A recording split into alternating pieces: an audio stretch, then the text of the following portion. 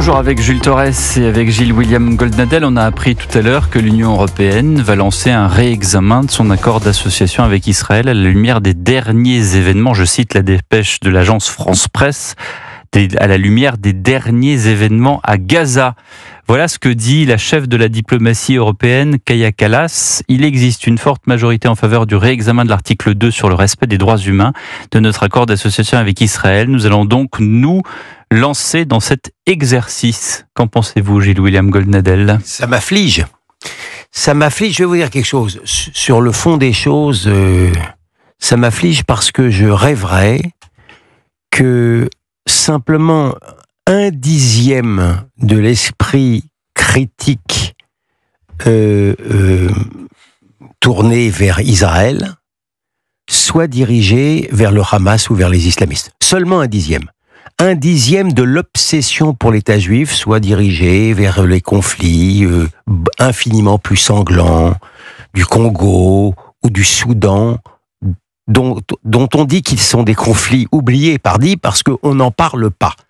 Maintenant, en Syrie, c'est pas fini non plus. Hein. Pardon ? En Syrie, ça n'est pas fini non plus. En Syrie, ça n'est pas fini donc. Enfin, ça fait, je veux dire, depuis que j'existe, je n'avais jamais vu une telle détestation pour un pays qui, je le rappelle, il y a 2 ans, a fait l'objet du plus grand pogrom depuis la Shoah. La guerre, c'est terrible, hein. La guerre, c'est terrible, mais je le dis au premier degré, la guerre, c'est terrible quand vous avez des boucliers civils qui se cachent derrière des civils. Le ratio de l'armée israélienne n'est pas meilleur ou n'est pas pire en matière de civils atteints que lorsque les pays alliés s'en prenaient à Daesh. Mais il s'agit de l'État juif. Donc voilà. Et puis, il y a quelque chose, les grands oubliés, ce sont les otages. Je vous assure que si vous écoutez France Inter, du matin jusqu'au soir, ils ne parlent que de ça, ils ne parlent jamais des otages. Or, personne ne dit que si jamais les otages sont libérés, c'est fini.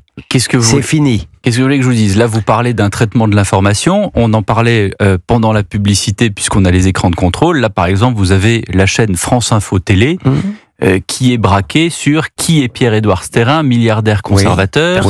Je ne sais pas ce qu'il dit, puisqu'on n'avons évidemment pas le son. Je ne sais pas ce que dit Thomas Lemayeux, grand reporter au pôle enquête à l'Humanité, mais je le devine. Personne ne lit non plus. Mais je le devine. C'est une chaîne que personne ne regarde, sur Pierre-Édouard Stérin. Quel est le... Alors, en quoi est-il coupable, Pierre-Édouard Stérin ? Il est déjà coupable il est catholique. Parce qu'il est catholique. On l'appelle le milliardaire catholique. Moi, je ne sache pas qu'on parle d'un milliardaire juif ou d'un milliardaire musulman. Ça n'existe pas.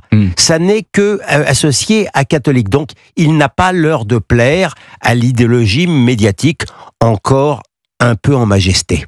Tu te restes sur ce sujet, tout ça m'étonne comme sur d'autres. Mais d'abord, pour revenir sur la question de l'Union européenne, avec quel mandat la chef de la soi-disant diplomatie européenne prend une position telle sur la question d'Israël ?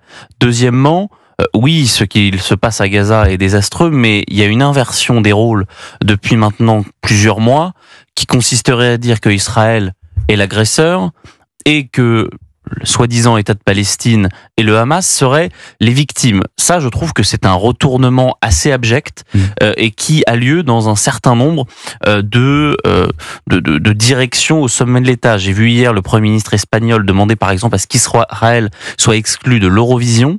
Il y a une détestation d'Israël qui est en train de se disséminer dans toutes les diplomaties européennes et moi je trouve ça grave. Et l'autre question, c'est quand est-ce que l'UE va regarder son nombril. On parlait tout à l'heure de l'entrisme des frères musulmans. Le Hamas, on le sait, a bénéficié de l'argent de l'Union européenne. Il y a un certain nombre de subventions qui ont été accordées à des universités islamiques, l'université islamique de Gaziantep, à des associations qui, on le sait, financent le Hamas. Donc, moi, je veux bien que l'Union européenne, sans aucun mandat, décide de faire la guerre à Israël, plus à Israël qu'au Hamas, mais à un moment donné, il faut aussi, et je crois que c'est ce qu'a fait le ministre des Affaires européennes, Benjamin Haddad, ce week-end dans le JDD, et qui va continuer à le faire, c'est de dénoncer réellement tout ce qui peut être lié de près ou de loin au Hamas et au fondamentalisme islamiste. Et je pense que sans ça, eh bien, la lutte contre le Hamas, eh bien, elle n'est pas possible.